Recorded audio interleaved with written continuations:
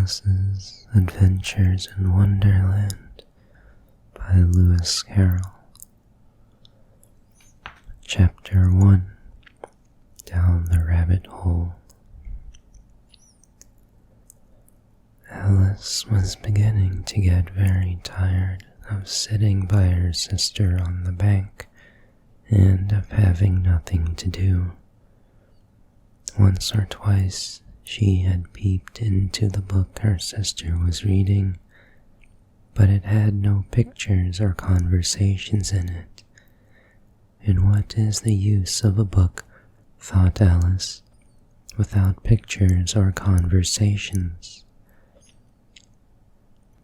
So she was considering in her own mind, as well as she could, for the hot day made her feel very sleepy and stupid, whether the pleasure of making a daisy chain would be worth the trouble of getting up and picking the daisies, when suddenly a white rabbit with pink eyes ran close by her. There was nothing so very remarkable in that, nor did Alice think it so very much out of the way to hear the rabbit say to itself, oh dear, I shall be late." When she thought it over afterwards, it occurred to her that she ought to have wondered at this, but at the time it all seemed quite natural. But when the rabbit actually took a watch out of its waistcoat pocket and looked at it and then hurried on, Alice started to her feet, for it flashed across her mind that she had never before seen a rabbit with either a waistcoat pocket or a watch to take out of it, and burning with curiosity, she ran across the field after it, and fortunately was just in time to see it pop down a large rabbit hole under the hedge. In another moment down went Alice after it, never once considering how in the world she was to get out again. The rabbit hole went straight on like a tunnel for some way, and then dipped suddenly down, so suddenly that Alice had not a moment to think about stopping herself before she found herself falling down a very deep well. Either the well was very deep or she fell very slowly, for she had plenty of time as she went down to look about her and to wonder what was going to happen next. First, she tried to look down and make out what she was coming to, but it was too dark to see anything. Then she looked at the sides of the well and noticed that they were filled with cupboards and bookshelves. Here and there she saw maps and pictures hung upon pegs. She took down a jar from one of the shelves as she passed. It was labeled Orange Marmalade, but to her great disappointment, it was empty. She did not like to drop the jar for fear of killing somebody, so managed to put it into one of the cupboards as she fell past it. Well, thought Alice to herself, after such a fall as this, I shall think nothing of tumbling downstairs. How brave they'll all think me at home. Why, I wouldn't say anything about it, even if I fell off the top of the house, which was very likely true. Down, down, down. Would the fall never come to an end? I wonder how many miles I've fallen by this time, she said aloud. I must be getting somewhere near the center of the earth. Let me see. That would be 4,000 miles down, I think. For you see, Alice had learned several things of this sort in her lessons in the schoolroom, and though this was not a very good opportunity for showing off her knowledge, as there was no one to listen to her, still, it was good practice to say it over. Yes, that's about the right distance. But then I wonder what latitude or longitude I've got to. Alice had no idea what latitude was, or longitude either, but thought they were nice, grand words to say. Presently, she began again. I wonder if I shall fall right through the earth. How funny it'll seem to come out among the people that walk with their heads downward. The antipathies, I think. She was rather glad there was no one listening this time, as it didn't sound at all the right word. But I shall have to ask them what the name of the country is, you know. Please, ma'am, is this New Zealand or Australia? And she tried to curtsy as she spoke. Fancy curtsying as you're falling through the air. Do you think you could manage it? And what an ignorant little girl she'll think me for asking. No, it'll never do to ask. Perhaps I shall see it written up somewhere. Down, down, down. There was nothing else to do, so Alice began talking again. Dinah'll miss me very much tonight, I should think. Dinah was the cat. I hope they'll remember her saucer of milk at tea time. Dinah, my dear, I wish you were down here with me. There are no mice in the air, I'm afraid, but you might catch a bat, and that's very like a mouse, you know. But do cats eat bats, I wonder? And here Alice began to get rather sleepy, and went on saying to herself, in a dreamy sort of way, do cats eat bats? Do cats eat bats? And sometimes, do bats eat cats? For, you see, as she couldn't answer either question, it didn't much matter which way she put it. She felt that she was dozing off, and had just begun to dream that she was walking hand in hand with Dinah, and saying to herself very earnestly, Now, Dinah, tell me the truth. Did you ever eat a bat? When suddenly, thump, thump, down she came upon a heap of sticks and dry leaves, and the fall was over. Alice was not a bit hurt, and she jumped up onto her feet in a moment. She looked up, but it was all dark overhead.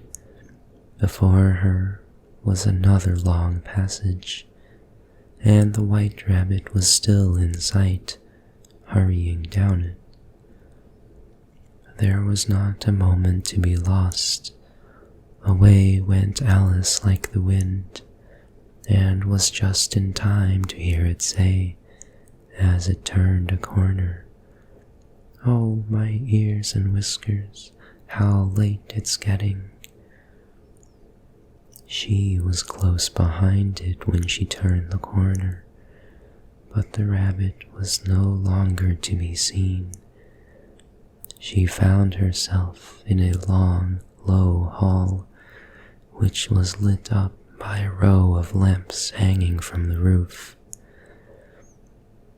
There were doors all round the hall, but they were all locked, and when Alice had been all the way down one side and up the other, trying every door, she walked sadly down the middle, wondering how she was ever to get out again. Suddenly, she came upon a 3-legged table, all made of solid glass. There was nothing on it except a tiny golden key, and Alice's first thought was that it might belong to one of the doors of the hall, but alas, either the locks were too large or the key was too small, but at any rate, it would not open any of them. However, on the second time round, she came upon a low curtain she had not noticed before, and behind it was a little door about 15 inches high. She tried the little golden key in the lock, and to her great delight, it fitted. Alice opened the door and found that it led into a small passage, not much larger than a rat hole. She knelt down and looked along the passage into the loveliest garden you ever saw. How she longed to get out of that dark hall and wander about among those beds of bright flowers and those cool fountains. But she could not even get her head through the doorway.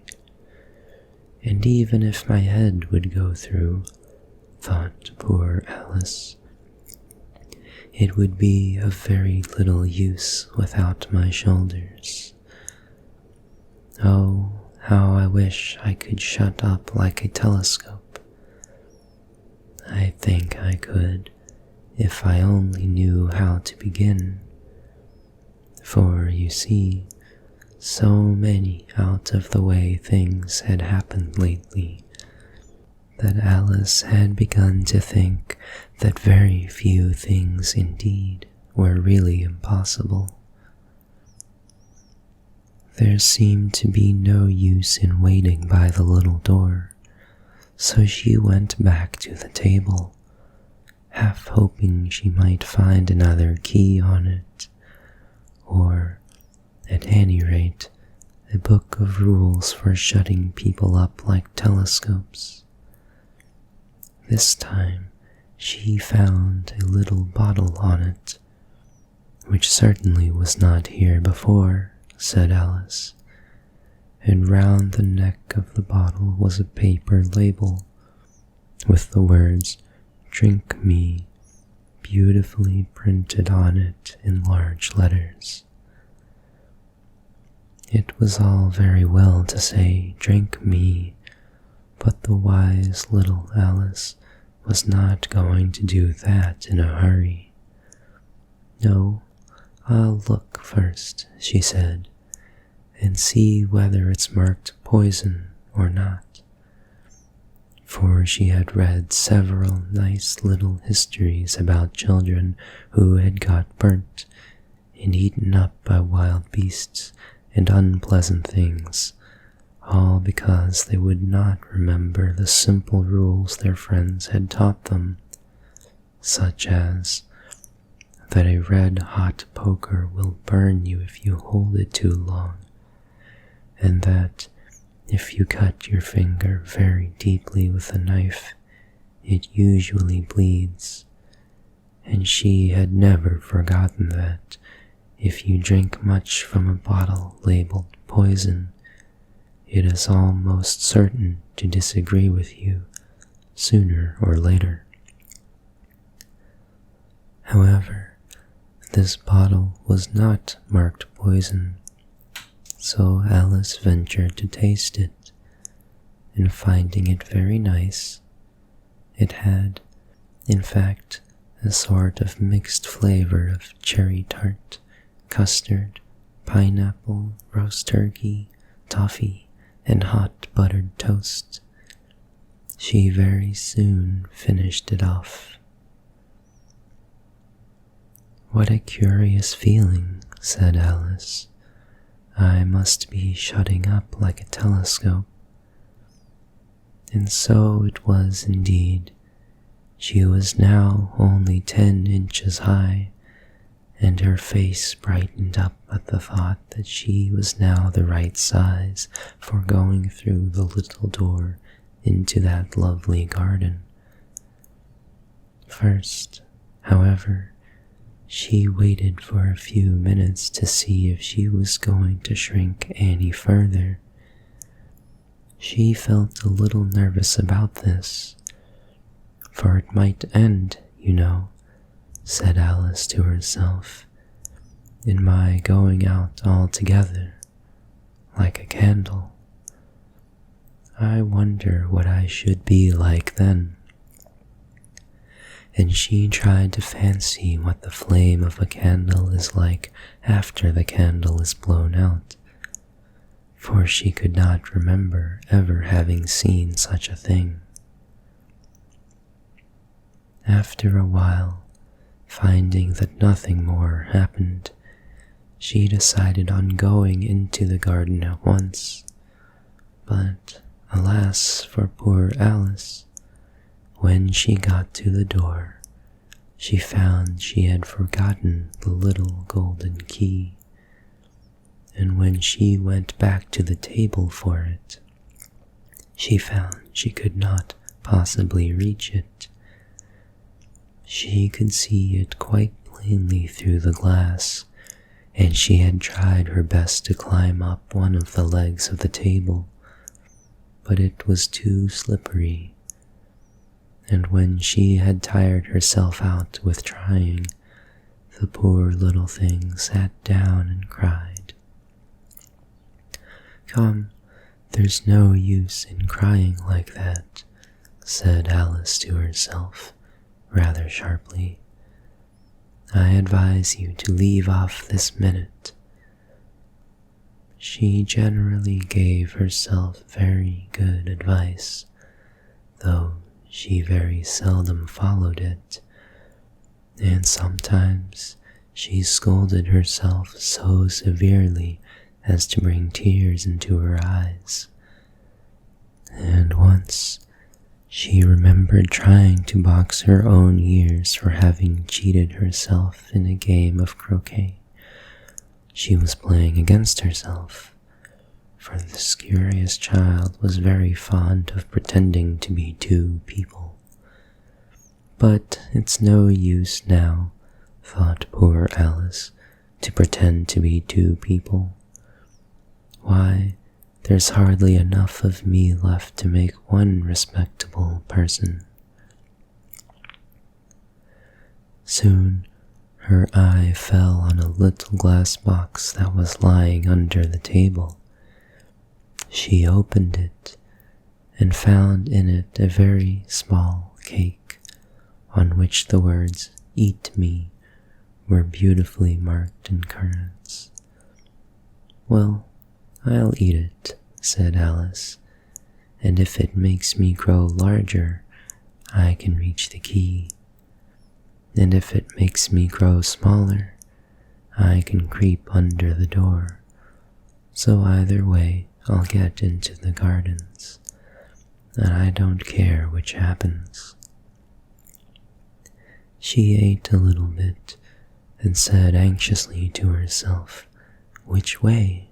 Which way?" holding her hand on top of her head to feel which way it was growing, and she was quite surprised to find that she remained the same size. To be sure, this generally happens when one eats cake, But Alice had got so much into the way of expecting nothing but out-of-the-way things to happen, and it seemed quite dull and stupid for life to go on in the common way. So she set to work and very soon finished off the cake.